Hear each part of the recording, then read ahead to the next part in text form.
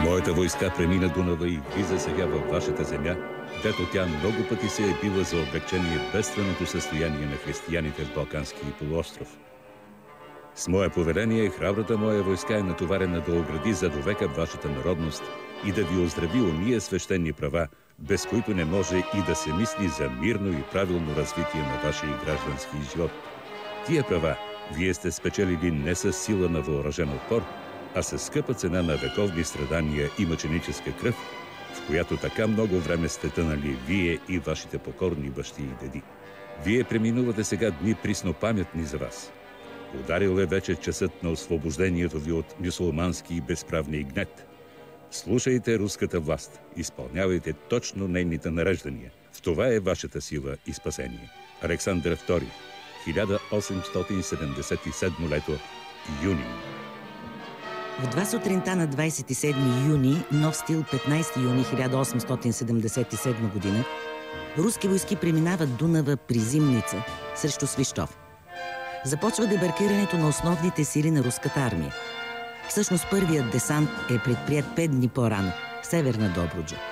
Но той не е свързан с мащабните бойни действия.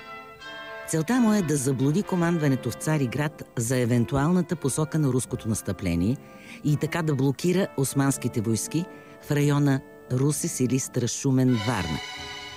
Затова десантът при Свищов се смята за начало на същинските бойни действия от руско-турската война на Балканите. Преминаването на Дунава при Свищов е подготвено внимателно и при пълна секретност. Затова има и бърз успех. До зазоряване на 27 юни руските части успяват да отвоюват удобен плацдарм за по-нататъчното прехвърляне на войските.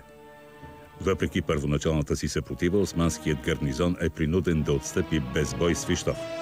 В това първо сражение на българска земя загиват 912 офицери, подофицери, войници и матроси от освободителната армия. В 30 обед русите влизат в изоставения от противниковите части град, посрещнати възторжено от българското население.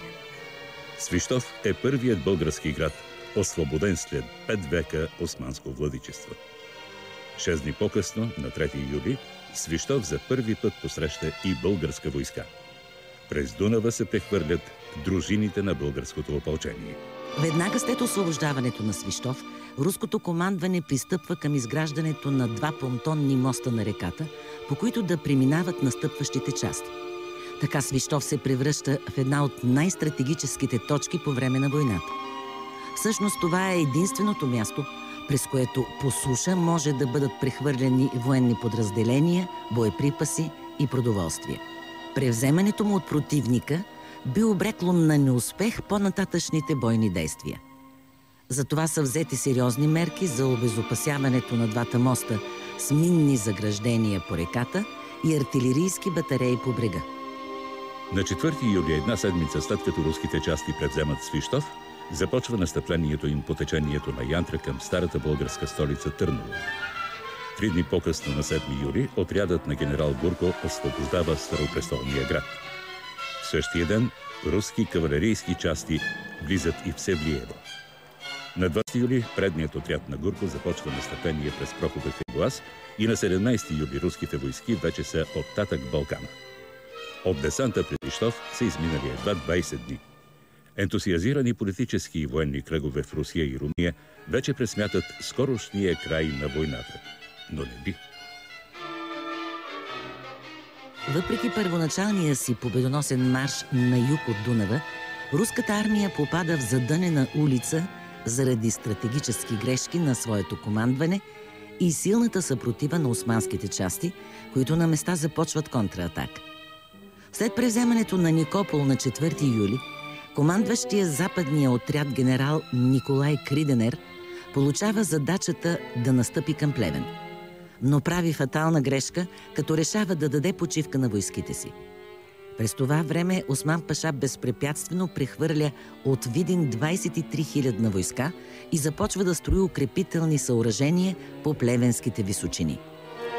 Руското командване все още не подозира, че му предстои няколко месечна обсада на Плевен. Междувременно, предният отряд на генерал Гурко е принуден да отстъпи от района на Стара Загора и Казанлък и да се върне на позиции по Стара планина. Така, въпреки първоначалните прогнози, че войната ще приключи само за няколко седмици, тя се проточва цели 8 месеца и Османската империя капитулира едва през март 1878 година.